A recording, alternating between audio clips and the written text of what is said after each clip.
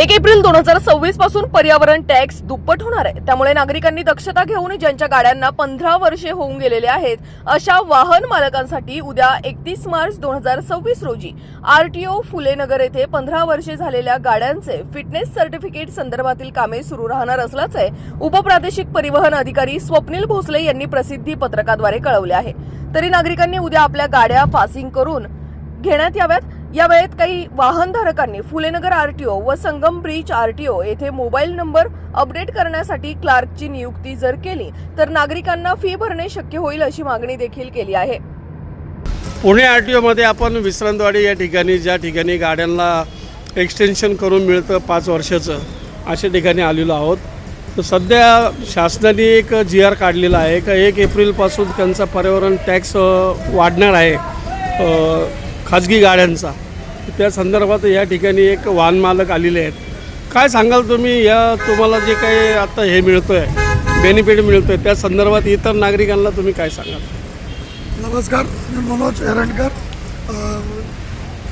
31 मार्चला जे पासिंगचा जो दंड वाढणार होता 31 तारखेनंतर तरी तो फक्त पर्यावरणच वाढणार होता आणि उद्या 31 मार्च सुट्टी असून देखील पासिंग चालू ठेवलेली आहे। ज्यांना त्याचा लाभ घ्यायचा असेल त्यांनी जास्तीत जास्त लोकांनी उद्या फुलेनगर आरटीओला यावे। सगळे पैसे भरून यावे लागणार आहे? सगळे पैसे भरून यावं लागणार आहे। हां, तरी पुणे आरटीओने ज्यांचे मोबाईल नंबर अपडेट नाही 2 क्लर्क फुलेनगर आरटीओला उभे करावे, जेणेकरून लोकांचा मोबाईल नंबर ज्यांचा अपडेट नाही आहे त्यांची गैरसोय होती आहे। आणि जर 2 क्लर्क इथं मोबाईल नंबर अपडेटसाठी ठेवलेला आहे तर त्यांचं ते मोबाईल नंबर अपडेट करण्यासाठी फुलेनगर आरटीओला उभे करा आणि पासिंग त्यांचं लवकर होईल। उद्याच्या उद्या पासिंग करता येईल। तरी पुणे आरटीओला देखील 2 क्लर्क NT सेक्शनला उभे बसवावे जेणेकरून त्यांचं तिथं सोय होईल। मोबाईल नंबर अपडेट झाल्याने काय होणार आहे? मोबाईल नंबर अपडेट झाल्याने त्यांचा ग्रीन टॅक्स आणि पासिंगचे पैसे भरता येईल, म्हणजे त्यांना नाहक 1 तारखेला जो दंड लागणार आहे तो लागणार नाही, त्यांची सुविधा होईल। आता विनाकारण त्याला मोबाईल नंबर अपडेट नसल्यामुळे तो पुढचे पैसे भरू शकत नाही। मोबाईल नंबर अपडेटसाठी काय काय घेऊन यायला पाहिजे तिथे? RC, आधार कार्ड, पॅन कार्ड, बस एवढ्या 2 वस्तू घेऊन यायच्या। गाड्यांचा इन्शुरन्स पण गरजेचा आहे का? नाही, पण इन्शुरन्स तर करावंच लागेल ना। जर तुम्हाला उद्याच्या उद्या करायची तर इन्शुरन्स करण्यासाठी मोबाईल नंबर अपडेटची गरज नाही, तरी त्यांनी इन्शुरन्स अगोदरच करून घ्यावं।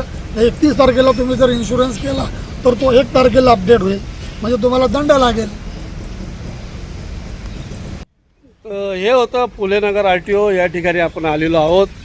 तर नागरिकांना या ठिकाणावरून असं आवाहन करण्यात येत आहे की आपल्या ज्या गाड्यांचं फिटनेस संपलेलं आहे त्या गाडी मालकांनी ताबडतोब आजच्या आज इन्शुरन्स करावा। त्याच्यानंतर त्यांचं आधार कार्डला मोबाईल नंबर लिंक असेल तो मोबाईल नंबर घेऊन जावा। आणि पुणे आरटीओकडं आता या एका वाहनधारकाने अशी मागणी केली की विश्रांतवाडी आरटीओ आणि पुणे आरटीओ या दोन्ही ठिकाणी त्यांनी मोबाईल नंबर अपडेटसाठी कर्मचाऱ्यांची नियुक्ती करावी। तर नागरिकांनी या सुविधेचा फायदा घ्यावा। 1 तारखेनंतर पर्यावरण टॅक्स वाढणार आहे।